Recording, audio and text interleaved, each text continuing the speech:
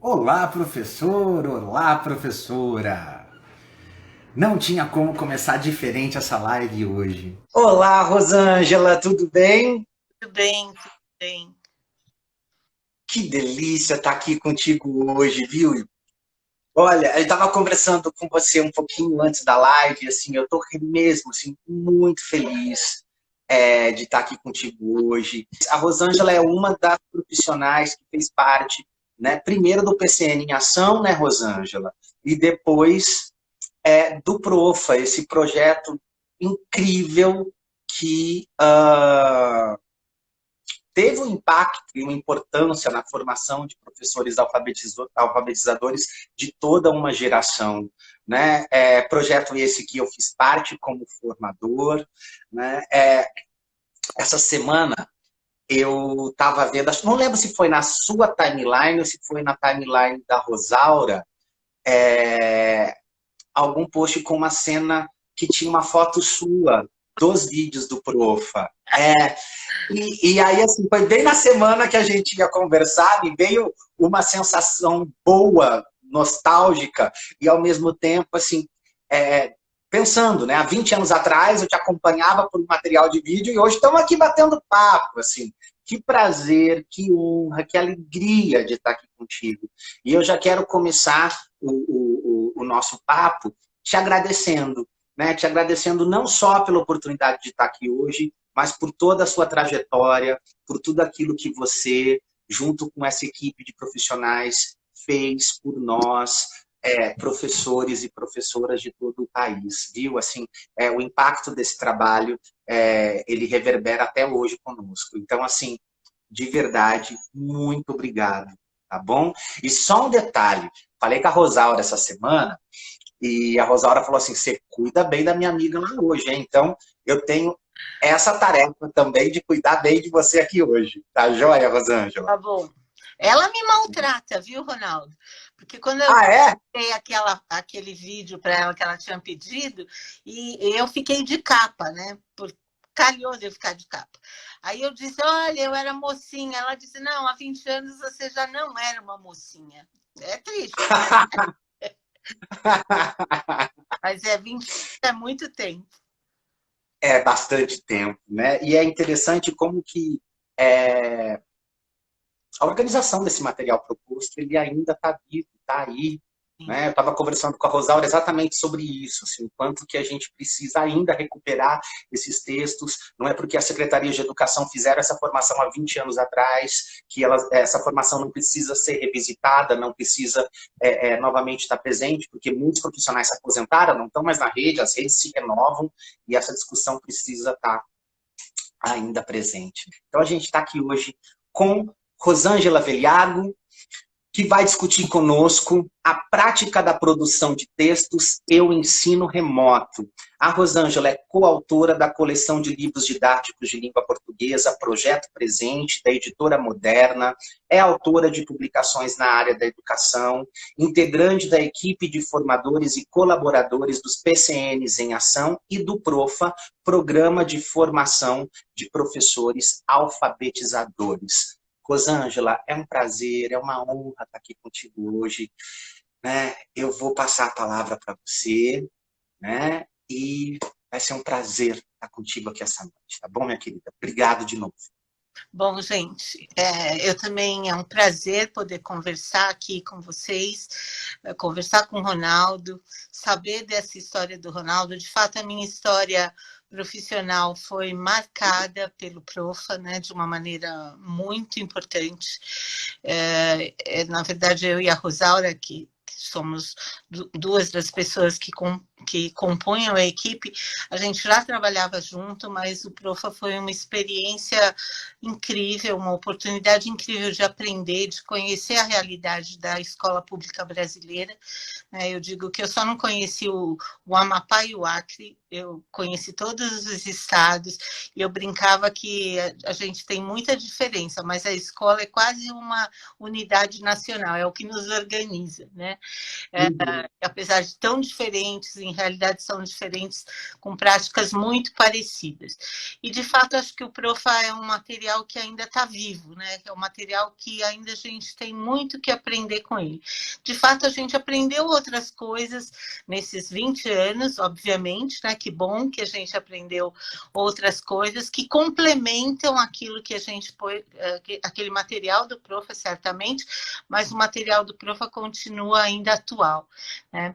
Bom, eu me organizei para pensar um pouco aqui junto com você e com quem está nos assistindo sobre produção de texto. E produção de texto em tempo de pandemia também a gente precisa considerar, né, a distância que a gente ficou das crianças e como que essa linguagem da internet, a linguagem das mídias se estrutura para a gente poder ajudar as crianças também. Bom, mas antes de entrar na questão do ensino à distância, eu queria retomar algumas questões muito importantes sobre produção de texto. A primeira coisa que eu acho que é fundamental que a gente lembre quando a gente está ensinando é que escrever é difícil, né? Muitas vezes a gente esquece disso e trata as crianças pequenas como se escrever fosse fácil, né? Vocês devem lembrar, eu me lembro muito bem de quando a gente estava na escola e os professores mandavam a gente escrever aqueles textos à vista de gravura, né? Ou então Minhas Férias, né? As famosas Minhas Férias, e o professor tratava como se escrever fosse algo simples, né? Bastava inspiração, e algumas pessoas ainda acham que escrever é dom, né? Então, que algumas crianças vão escrever bem, enquanto outras crianças estão fadadas a escrever mal, sempre. A Rosaura é uma pessoa que eu trabalho muito e ela escreve muito bem. De vez em quando eu brinco com ela, falo, isso aí é dom, não é esforço, né? Mas de verdade a gente sabe que não é, né? Então, acho que essa é a primeira questão para a gente lembrar. Produzir textos é algo bastante desafiador sempre, né? E para crianças, ainda mais, porque as crianças estão aprendendo a produzir texto. E que, como não é uma tarefa simples, também não é uma tarefa simples para ensinar, né? Ensinar a produzir textos também não é uma tarefa simples, e eu acho que a gente precisa partir disso. É possível, mas não é uma tarefa simples. Eu organizei aqui algumas questões que eu não quero esquecer, né, de falar, que eu acho que são importantes da gente lembrar. Bom, a primeira coisa, quando a gente pensa em produção de texto, a gente pensa em diversidade textual. Esses dois exemplos que eu citei agora no começo, escrever à vista de gravura e escrever Minhas Férias, não tinha nenhuma indicação de que gênero a gente iria escrever esses textos, né? Podia ser uma poesia, um conto, uma notícia, mas o que a gente escrevia à vista de gravura geralmente era uma descrição do que a gente via na cena e o professor dizia, mas isso está pobre, né? A partir daquilo só podia sair algo pobre mesmo. Então, a primeira coisa que a gente tem que pensar são os gêneros, enquanto uma entidade da vida, né? A gente está imerso nos gêneros, né? A gente produz e vivencia os gêneros o tempo todo. Então, essa é a primeira questão. A segunda questão muito importante é que a gente lembrar que desde muito cedo as crianças podem produzir textos. É muito comum que a gente espere que as crianças se alfabetizem para produzir textos, o que é um equívoco. Porque se é uma tarefa difícil, então significa que ao longo de toda a escolaridade, incluindo a educação infantil, as crianças precisam se aproximar do trabalho com produção textual. Se não escrevendo ainda de próprio punho, ditando bons textos aos professores, que produzir oralmente também é produzir, né? Uma outra questão que é importante é que, em geral, a gente quer ensinar a produzir textos com atividades permanentes. Então, é uma atividade que eu proponho e começa e termina no mesmo dia. E os professores, as crianças têm lá 50 minutos para escrever, e depois o professor vai corrigir esse texto. Esperar que as crianças aprendam a escrever dessa forma é uma ilusão, né? As crianças precisam de um ensino que a gente chama de um ensino em espiral. Então, as crianças se aproximam de um gênero inicialmente através da leitura, de uma leitura, às vezes, para ampliar repertório, outras vezes de uma leitura para focar em aspectos da escrita daquele autor que elas estão se aproximando, e elas depois precisam aprofundar essa escrita, e depois elas precisam de manutenção desse gênero que se está produzindo, né? Então, a gente precisa pensar, então, aproximação, aprofundamento e manutenção. Isso é fundamental para ensinar a produzir textos. Isso significa que a melhor condição para escrever texto, produzir textos, ensinar a produzir textos, é ensinar a produzir textos dentro de sequências didáticas ou de projetos. Por quê? Primeiro, porque para escrever bem e para ensinar o que é fundamental, que são os comportamentos de quem escreve, as crianças precisam vivenciar esse papel, e uma das primeiras questões é lembrar que a gente sempre escreve para alguém. Na escola, em geral, as crianças escrevem para o professor. E aí as perguntas que as crianças fazem são muito reveladoras dessa relação, que é: professor, quantas linhas? Quantas linhas eu vou escrever? Né? Essa ideia que as crianças vão vivenciando, que é escrever para o professor, tira delas uma oportunidade muito importante, que é saber que na vida quem escreve, escreve para alguém por alguma razão.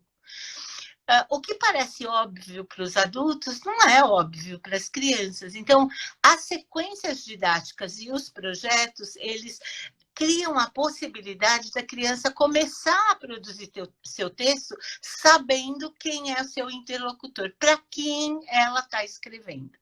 Por quê? Porque uma das tarefas é adequar a escrita a quem é o meu interlocutor. Né? E isso é uma condição para aprender a produzir textos. Então, a primeira questão fundamental é que as crianças os textos precisam ter endereço, precisam ter destinatário. Então, quem é o destinatário da minha escrita? Então, essa é uma questão muito importante que as crianças precisam desde cedo vivenciar. Não adianta dizer isso para as crianças, elas precisam experimentar, né? Uma outra questão importante é considerar que a leitura tem um papel fundamental como uma referência para as produções. Eu digo assim, eu sempre quando trabalho com esse assunto, eu digo para os professores assim: escrevam aí um artigo de opinião sobre se as escolas devem abrir ou não agora na pandemia. Elas dizem: não, mas eu não sei, o que é um artigo? Como é que escreve um artigo de opinião? Eu falei: mas não é assim que a gente faz com as crianças? Escrevam, eu estou pedindo, escrevam. Não é possível, né? Elas falam: mas como é que se estrutura? Qual é a primeira coisa que você vai fazer quando você tem que escrever um artigo de opinião? Você vai pedir para ler um artigo de opinião. Você tem um? Me deixa ler um artigo de opinião. Deixa eu ver como ele está organizado. Se é assim com crianças, imagina com adultos. Se é assim com adultos, imagina com crianças, né? Então, as crianças precisam de modelos de referência, e não só através da leitura, que, dependendo da série, elas podem fazer com autonomia, mas também da leitura que é feita pelo professor. E isso só não basta. É preciso também criar situações de análise dos textos, para entender como é que, por exemplo, se eu estou lendo um conto de assombração, como é que o autor produziu determinados efeitos naquele texto? Como é que ele consegue deixar você assustado, com medo, ou curioso, Bom, pensar sobre os efeitos também é fundamental com as crianças. Então, é preciso não só que elas ouçam, leiam, mas que elas analisem bons textos, boas referências para poderem produzir seus próprios textos. E outra coisa fundamental, que é propor situações de revisão do texto dentro da sequência didática. Por quê? Porque muitas vezes as produções da escola, elas são apenas corrigidas pelo professor. E uma constatação que a gente faz, e que os professores dizem muito, esses meninos cometem sempre os mesmos erros. Bom, se ele está cometendo os mesmos erros, algo me diz que a minha intervenção não está ajudando esse menino a cometer pelo menos outro erro, certo? Porque a questão da produção, a gente vai sempre cometer erros. Erros de ortografia, às vezes as ligações que a gente faz no texto não são as melhores. Então, é preciso, é fundamental que as crianças possam aprender que revisar seu próprio texto é muito importante. Se o professor corrige, eu não preciso revisar. E, em geral, o professor só consegue corrigir as questões relacionadas à ortografia. Difícil, e algumas questões de pontuação e tal. Mas as relações mais complexas da textualidade não é possível corrigir. E a correção, por si só, não dá conta dessa tarefa da criança de aprender a revisar seu próprio texto. Revisar seu próprio texto é uma tarefa muito importante e muito exaustiva, né? Quem escreve profissionalmente, então você falou do seu texto que você escreveu, certamente o seu processo de produção e o seu processo de revisão é um processo de exaustivo, de muita dedicação. Você precisa se dedicar a produzir esse texto. E para as crianças é mais cansativo ainda. E o cansaço é um aspecto do trabalho pedagógico que a gente tem que considerar.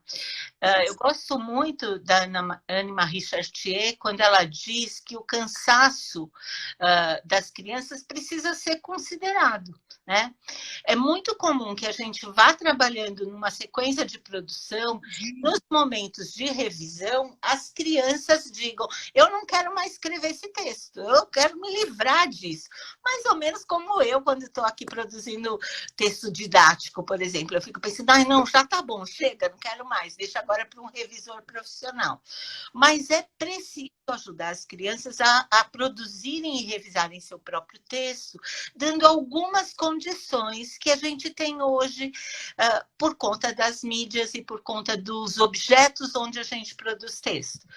Imagina você escrevendo seu texto para ser publicado num livro no tempo da máquina de escrever, né? Que eu ainda fiz curso de datilografia. A Rosaura tem mesmo razão, já não sou mais mocinha. Eu também fiz, tá tudo certo. Então, quando você datilografava e você errava, tinha lá alguns poucos recursos, mas você tinha, às vezes, que datilografar o texto de novo, inteirinho.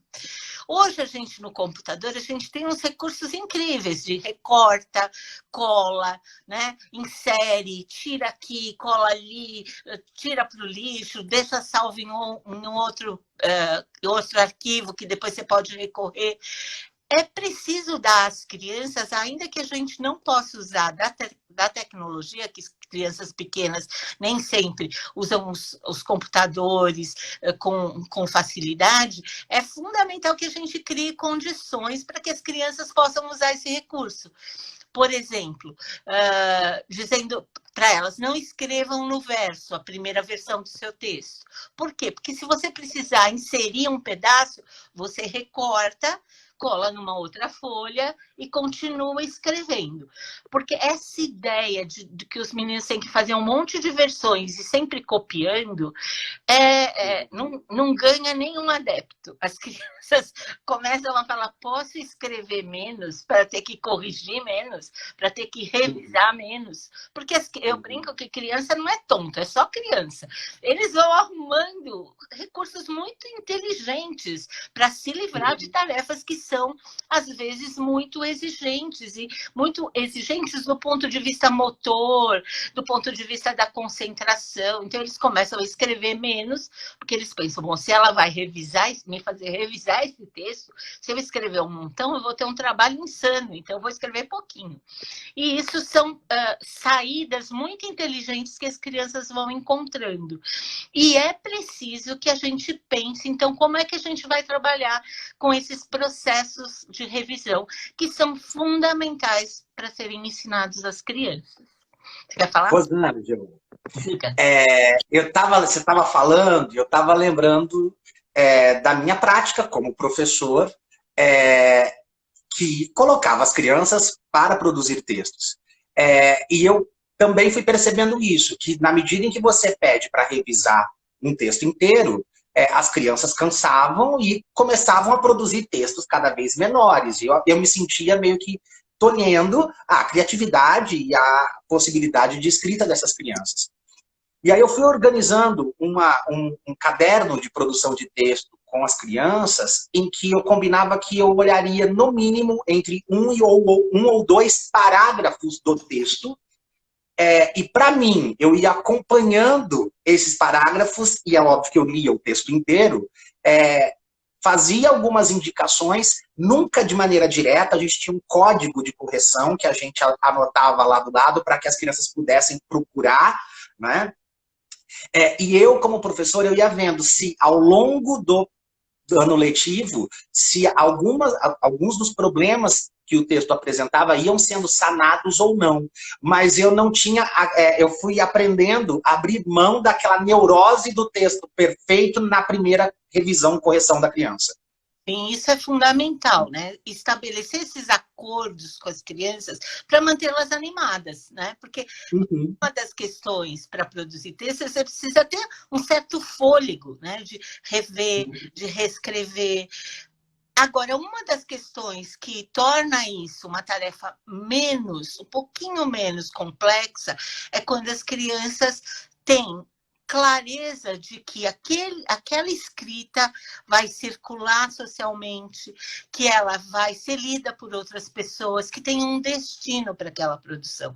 Nesse sentido, os projetos são situações privilegiadas de produção de texto, né? E agora, pensando um pouco nessa questão que a gente viveu e está vivendo ainda da pandemia, de tudo que das dificuldades que a gente foi encontrando, uma das questões que de fato ampliaram essa compreensão e possibilitaram um acesso das crianças à produção foi porque quando você escreve usando os recursos tecnológicos, quando isso é possível, e a gente sabe que a gente é um país muito desigual, e a pandemia trouxe isso à tona, e eu acho que essa é uma luta de todos nós, para que a gente tenha um país onde todas as crianças tenham acesso ao que é de melhor qualidade. A gente sabe que nesse Brasil enorme, a gente muitas vezes, durante essa pandemia, as crianças ficaram alijadas desse processo pela dificuldade de receberem atividades. E eu quero aqui aproveitar essa brecha para dizer que o trabalho de muitos educadores, tanto das redes públicas como das redes privadas, fizeram toda a diferença na vida dos meninos e meninas brasileiros. Então, acho que isso é para a gente lembrar. Mas nas escolas, onde a gente teve possibilidade de usar os computadores ou usar os celulares para que as crianças produzissem texto, aconteceram coisas muito interessantes, né? Primeiro que as crianças, em geral, veem sentido, porque nesses objetos digitais, você vai escrever sempre para alguém ler, você vai poder mandar, você vai comentar. Então, essa foi uma possibilidade muito interessante para as crianças, e a gente viu muitos avanços nas crianças relacionados à produção de texto. E eu acho que isso é fundamental, porque a gente viu crianças produzindo comentários escritos, podendo gravar seus comentários, né, produzir um texto oral gravado, que é um recurso muito interessante para a produção. E as crianças foram usando esses recursos, usando algumas plataformas. Então, o Padlet, eu sou fã número 1 do Padlet. Para quem não conhece, é uma plataforma muito simples, que você acessa tanto de computadores como de celulares, com muita facilidade, que abre uma gama enorme de produções, tanto orais como escritas. E as crianças foram escrevendo, as crianças foram comentando, as crianças foram podendo exercer esse papel de produzir texto num contexto de uso da escrita, sabendo para quem elas estão escrevendo. Isso fez uma diferença enorme. Outra coisa que foi muito importante, abriu para a gente uma possibilidade de se defrontar com aquilo que a gente sempre adiou e alguns de nós negávamos, né? Ah, não, pera, é muito cedo, menino em tecnologia, como é que... Sem entender que os meninos, uma parte considerável das crianças já tem um acesso, às vezes, excessivo, né? Desse encontro com a tecnologia, desse encontro com a informação sem mediação, né? Porque esse encontro precisa ser mediado pelo professor.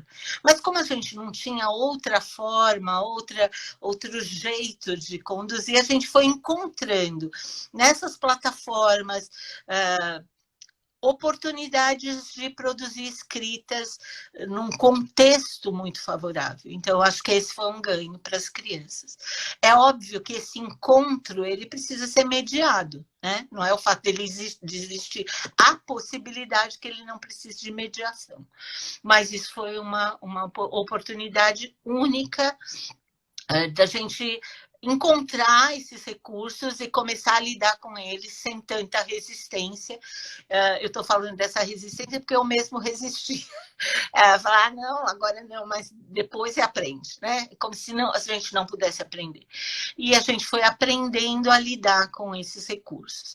Então, acho que essa questão, durante a pandemia, então, por exemplo, alguns professores com poucos recursos usaram muito o WhatsApp, né? Com as crianças, que é um recurso que, mesmo ainda num país tão desigual, as crianças têm essa possibilidade, a maioria das famílias brasileiras tem algum acesso à internet via celular.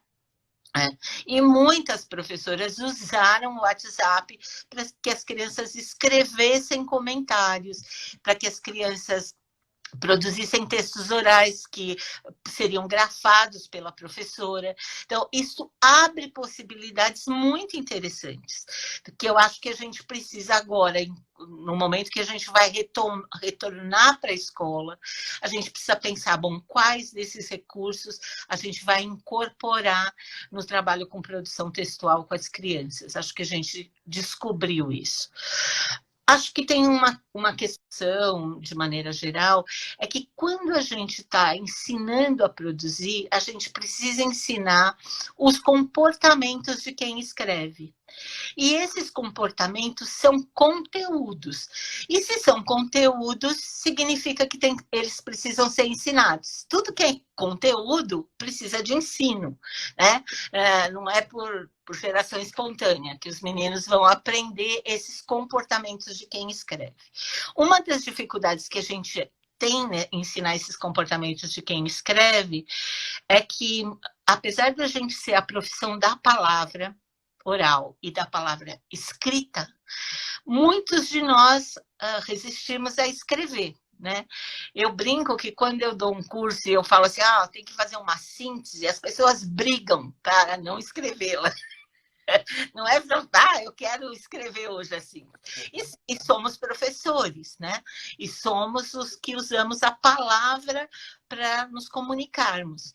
Então, essa é uma dificuldade. A Adélia Lerner diz que um leitor, um professor que não lê, dificilmente vai formar um aluno leitor. E eu faço uma paráfrase aqui, um professor que não escreve dificilmente vai formar alunos que possam se defrontar com a escrita de uma maneira mais intensa e talvez possam ensinar a gostar de escrever, né? Nem sempre as crianças vão gostar de escrever, nem precisam gostar o tempo todo, mas se elas nesse percurso se encontrarem com esse gosto por escrever, a gente fez um trabalho muito bacana. E eu queria lembrar quais são os comportamentos de quem escreve, que a Adélia se refere, né? Então, ela diz que para escrever, a gente precisa tomar notas. Então, a escola não considera isso quando ensina os meninos, mas se eu, por exemplo, vou escrever, imagino que você, para escrever esse capítulo do livro, você tomou notas, fez um planejamento do seu texto, de como você ia começar, que aspectos você ia tratar, que escolhas você ia fazer. Então, esse é um comportamento importante que as crianças precisam aprender. Outro é escrever para cumprir determinados diferentes propósitos. Então, escrever para mandar um recado, escrever para fazer um pedido, escrever para guardar na memória, escrever para comunicar algo que se aprendeu. Então, as crianças precisam aprender que a escrita cumpre diferentes propósitos. E elas precisam saber qual é o propósito que a escrita que ela está produzindo vai cumprir. Outra coisa fundamental é planejar o texto e considerar o destinatário da sua escrita. Então, você precisa planejar e considerar quem é seu interlocutor, para quem que você está escrevendo. Fazer modificações no texto, né? À medida que você produz. Então, enquanto você textualiza, você vai modificando, você vai falando, não, mas aqui se eu colocar essa outra palavra, vai ficar mais interessante ou vai ficar mais claro, dependendo do propósito daquela escrita. Outra coisa é que se a escrita for coletiva e com as salas de educação infantil e séries iniciais, escrever textos coletivamente é fundamental. Então, a primeira produção de uma sequência de trabalho de produção deve ser uma produção coletiva, mas uma produção coletiva de verdade, porque eu brinco que as professoras... é difícil fazer produção coletiva quando você tem 30 crianças, né? Muito difícil, é muito desafiador. Mas quando você vai fazer uma escrita coletiva, é muito comum que você esteja lá reescrevendo um texto que as crianças conhecem, ou uma nova versão para um texto conhecido, e que as crianças ditem e o professor pergunte, mas não ficaria melhor se você escrevesse assim? E as crianças que sabem que você é mais sabido que elas, dizem, claro, óbvio, você está falando, vamos na sua, né? Não precisamos ir na minha. E as crianças vão, então, aceitando as indicações do professor sem refletir sobre elas, né? Que é criar um contexto onde as crianças possam pensar sobre a sua própria produção. Então, é preciso, ao escolher a palavra, o início, dizer para as crianças, bom, vamos lá, classe, como é que vocês resolvem esse problema aqui para esse texto ficar bonito ou ficar claro, dependendo do propósito daquela escrita. Outra questão fundamental que a Adélia coloca como comportamento de quem escreve é discutir os efeitos que se quer produzir. Então, se você quer produzir medo, você precisa de usar a linguagem para essa finalidade. Se você quer produzir encantamento, você vai pensar. Se você quer produzir graça, como é que eu deixo esse texto mais engraçado, né? Tudo isso é comportamento de quem escreve. E, por fim, submeter a sua escrita à apreciação de outros, que aí a gente pensa como é que são os processos de revisão. Então, eu vou revisar o texto ao longo, eu vou revisar ao final, eu vou trocar meu texto com um colega para que ele indique outros efeitos para produzir naquele texto, para que ele complemente aquele texto. Então, essas são questões muito importantes. Independente da gente estar escrevendo um material físico, ou se a gente está usando as redes sociais, as mídias sociais, os objetos eletrônicos, isso precisa valer. Né? A gente não pode perder de vista que é isso que a gente está ensinando, os comportamentos de quem escreve. E para ensinar os comportamentos, eu não digo isso para os meninos, né? Porque tudo que é comportamento, a gente aprende, ou procedimento, a gente aprende no uso. Né? Então, por isso eu preciso organizar o trabalho de tal maneira que as crianças tenham muitas oportunidades de aprender estes comportamentos dentro das sequências didáticas de produção. Então, as sequências didáticas de produção são a resposta para a nossa dificuldade de ensinar os meninos a produzirem bons textos. Né? É preciso que a gente insista nessas sequências e que a gente crie condições para que as crianças vivenciem muitas experiências e se aproximem dos gêneros que circulam socialmente para aprenderem a serem bons produtores de texto. Se a gente der conta disso, a gente já fez um trabalho maravilhoso, né? Maravilhoso, porque eu não sei você, e não sei as pessoas que estão nos ouvindo, mas eu aprendi, eu me lembro, para citar o Profa, que é um trabalho tão marcante na minha vida, quando a gente estava trabalhando na equipe do Prof, a gente era multifacetado, então a gente viajava, fazia formação e tinha que escrever um material. Eu nunca me esqueço que a Rosaura deu, para nós a equipe tem que ser com R, tá, Ronaldo? Ronaldo, Rosângela, Rosaura e Rosa. Então, eu já entrei para a equipe, já. Pois é. Está dentro do critério. Eu me lembro que a Rosaura deu uma tarefa, lá dividiu, a Rosaura coordenava o projeto, era uma das coordenadoras do projeto, e ela deu uma tarefa que eu e a Rosa tínhamos que escrever um texto. A gente esperneou de um tanto, a gente, de jeito nenhum, você está doida, a gente não sabe escrever isso, mas imagina. E a gente queria se livrar daquela tarefa de qualquer maneira, porque, na verdade, a gente é fruto de uma escola em que a escrita era... não havia intervenção, né? Você tinha que escrever, e algumas pessoas que não tinham o dom, mas que certamente tinham um contato mais frequente com a língua, com a leitura, conseguiam produzir textos melhores.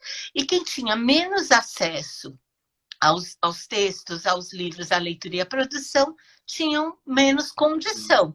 E eu e a Rosa, a gente se achava sem nenhuma condição. A gente dizia, não, isso aí não vai dar para a gente não sabe fazer isso. E aí a gente foi entendendo que, bom, é fundamental que a gente aprenda, e sempre é tempo de aprender. Então, vamos lá, como é que a gente planeja esse texto, como é que a gente escreve, como é que a gente revisa, como é que a gente lembra de quem é o interlocutor desse texto. Então, tudo isso foi gerando uma possibilidade, que é uma possibilidade de pensar sobre o ato de escrever. Porque, assim, essa semana eu tenho um grupo de profa que acabou essa semana, e eu, na semana passada, disse para elas, vocês vão produzir um texto aqui, um final de um conto de artimanha. E a hora que eu dividi em grupos e elas foram produzir, os comentários eram, nossa, mas como é difícil. Como é difícil produzir texto. Às vezes a gente esquece, e eu acho que essa é uma tarefa de um bom professor, de se colocar no lugar de aprendiz. Né? De pensar como é difícil isso, porque a gente vai olhando para tudo, vai achando que tudo é muito simples, e na verdade não é. Né? É complexo ensinar a produzir, assim como é complexo produzir textos. Então, eu acho que essa é uma tarefa, se desloca desse lugar de quem ensina para o lugar de quem aprende. Né? Esse deslocamento é fundamental. Né? É fundamental. Porque se você não se desloca, você nunca vai ser o professor, o melhor professor que cada um de nós pode ser. Se a gente olha só para como ensinamos e não para como as crianças aprendem, né? Para o sujeito da aprendizagem, se a gente não faz esse deslocamento, não é possível ensinar com qualidade. E eu acho que essa era a grande questão dos professores que nos ensinaram, e eles não tinham, muitos deles certamente não tinham acesso a esse conhecimento que hoje a gente tem. A gente hoje tem muito conhecimento disponível sobre produzir textos. Muito. Mas, Ronaldo, eu vou falar, você falou, eu vou parar, porque você falou que era 30 minutos, já deu, eu fui olhar aqui, já deram 44. Eu tenho uma pergunta para ti, posso? Porque assim, você tá uma delícia, primeiro tá uma delícia te escutar. Quando você estava trazendo todos esses princípios aí que a gente precisa considerar para a produção de texto, para a escrita de textos, né? Eu fico pensando o quanto que a tecnologia ela é uma aliada e ela é um facilitador desse processo. Porque o destinatário está ali, se a gente for produzir um texto oral, a gente manda um áudio, se a gente tiver que definir se vai para um grupo de uma sala, se vai para um destinatário em específico, e eu percebo que isso facilita o trabalho. Porém, Rosângela, a minha questão para ti você disse lá no começo que a gente é o país que as desigualdades sociais estão aí e que isso tem se evidenciado. E um dos problemas que eu enfrento lá na escola é exatamente dessa criança que não tem a possibilidade de ter esse contato virtual e que, na maioria das vezes, as atividades são impressas e a família vai até a escola e retira. A família tem um contato com a professora presencialmente, mas a criança não tem a possibilidade desse contato. E aí eu queria saber quais são os seus palpites, né, de alguma possibilidade de tentativa de construção de um texto dentro dessas condições que os menos favorecidos socialmente passam nesse momento de pandemia. Então, eu hoje, conversando com a Rosaura sobre uma outra coisa, ela me contou uma experiência de uma professora numa condição muito complexa, que é escola rural, onde aquela secretaria resolveu mandar uma apostila com, sei lá, 100 atividades para as crianças. Ela me contou isso. Uhum. De ação, e a professora resolveu criar uma condição que eu acho que, assim, que é genial, que é muito simples, que bom, se não temos tecnologia, o que temos? Então, ela começou a escrever cartas para as crianças e cartas para as famílias. Então, ao invés de aquele material que o pai olha, e alguns deles devem pensar, bom, não sei nem por onde começo, ela começou essa comunicação dizendo contando um pouco como ela estava vivendo, como ela estava se sentindo distante das crianças, e as crianças começaram a responder para ela também via cartas. Obviamente, tem lá uma restrição do gênero, mas é uma oportunidade incrível para as crianças poderem escrever cartas para o seu professor e terem suas cartas respondidas, né? Obviamente, não é o melhor dos mundos, não é possível fazer uma maravilhosa sequência, mas não deixa ninguém para trás. E eu acho que é essa a nossa tarefa como educadores, seja na rede pública, seja na rede privada, ninguém para trás. Todo mundo pode aprender, ninguém para trás. Essa é uma questão fundamental. Se a gente quer ser educador, a gente precisa não deixar ninguém para trás. Quando eu comecei a ser professora, eu deixei muita gente para trás. Eu tinha muita boa vontade, eu queria fazer, mas não tinha a mínima ideia de qual era o caminho de ensinar menino. Ensinar menino que, naquela época, quando eu entrei na rede pública de São Paulo, a coisa mais bacana era reprovar menino. Reprovava 50% da classe todo ano. E ninguém nunca me perguntou, minha filha, como é que você consegue só ensinar metade? Tem alguma coisa errada com você. E eu fui deixando um monte para trás. Mas eu não sabia como é que qual era o conhecimento didático que podia me ajudar a fazer essa transposição, né? Como é que eu ensino? Como é que eu faço essa transposição, não sabia. Mas hoje a gente tem acesso a isso.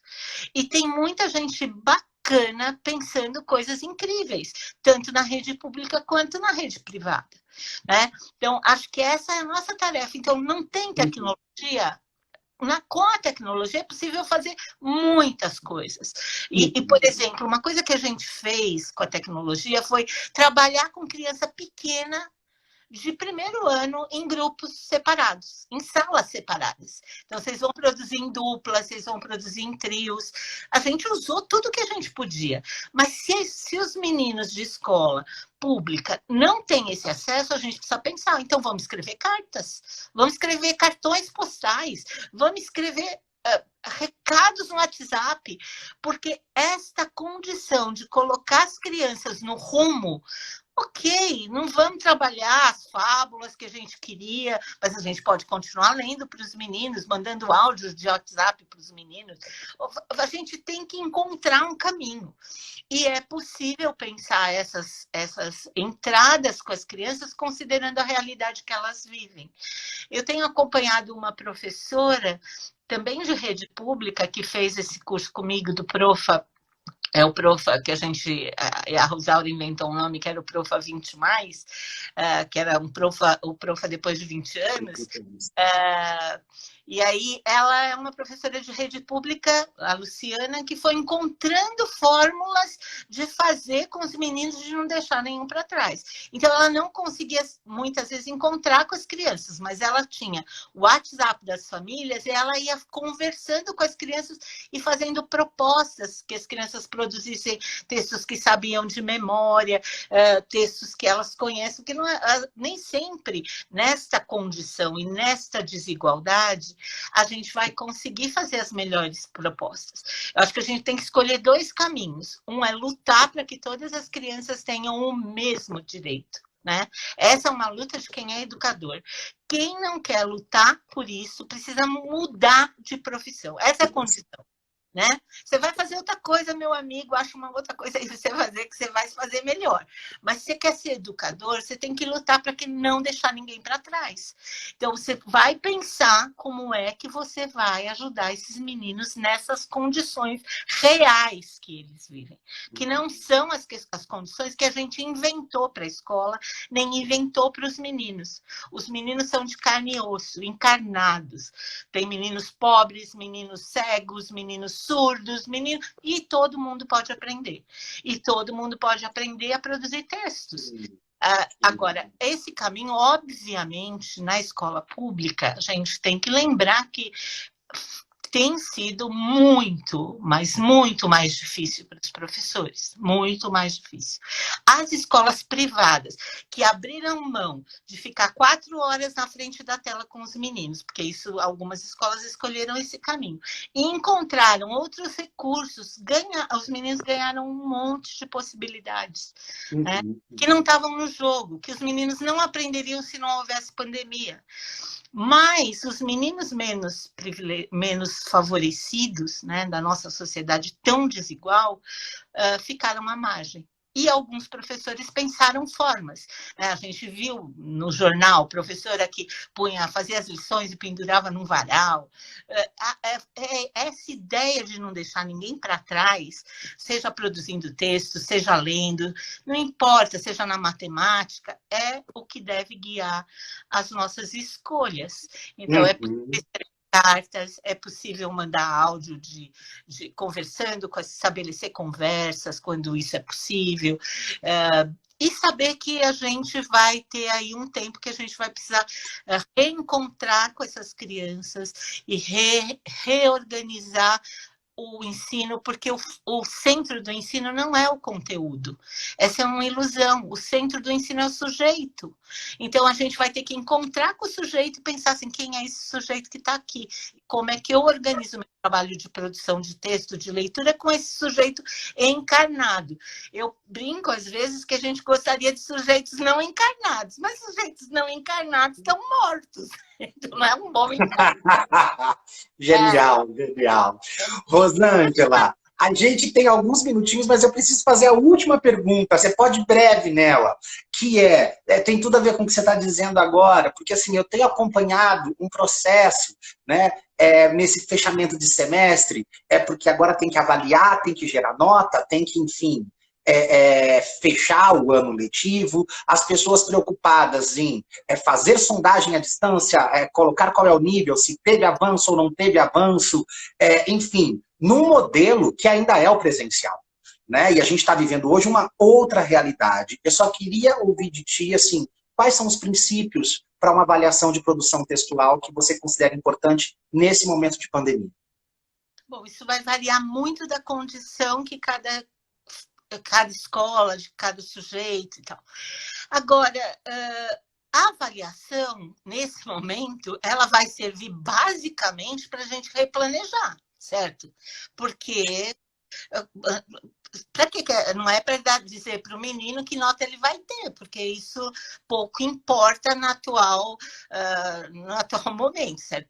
Até porque para as escolas públicas há uma definição de progressão que eu acho justíssima, que é assim que deve ser mesmo.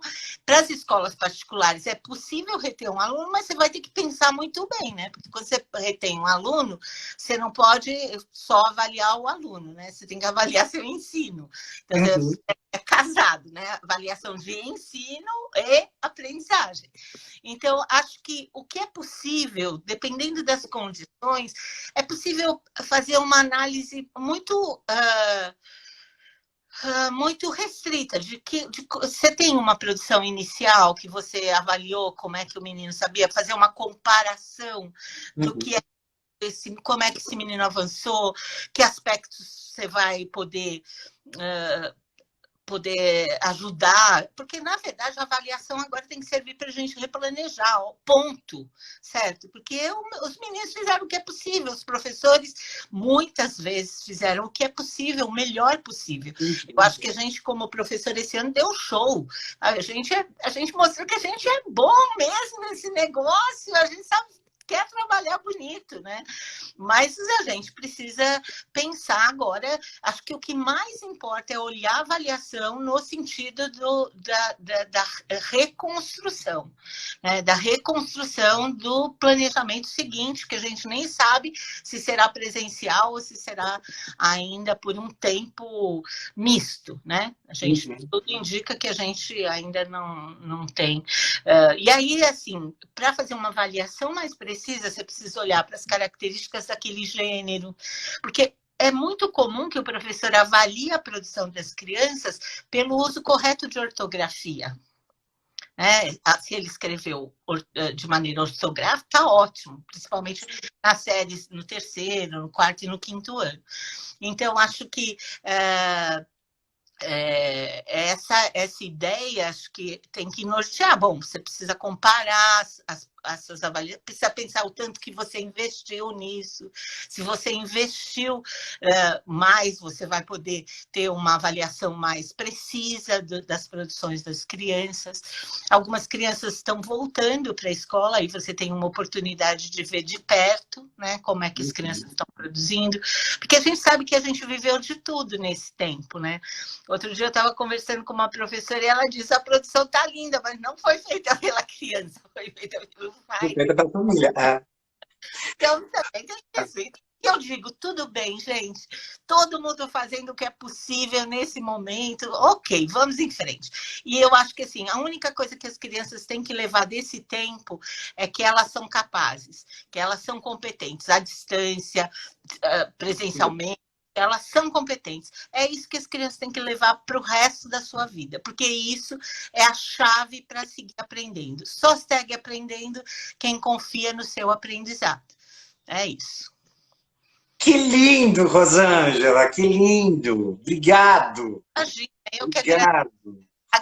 Gente, colegas aqui, eu fui acompanhando nos comentários, um monte de gente muito bacana e muito querida, que eu tenho o prazer de conviver com algumas delas. É um prazer encontrá-las aqui mesmo que à distância, e foi um prazer conversar esse tempo com você.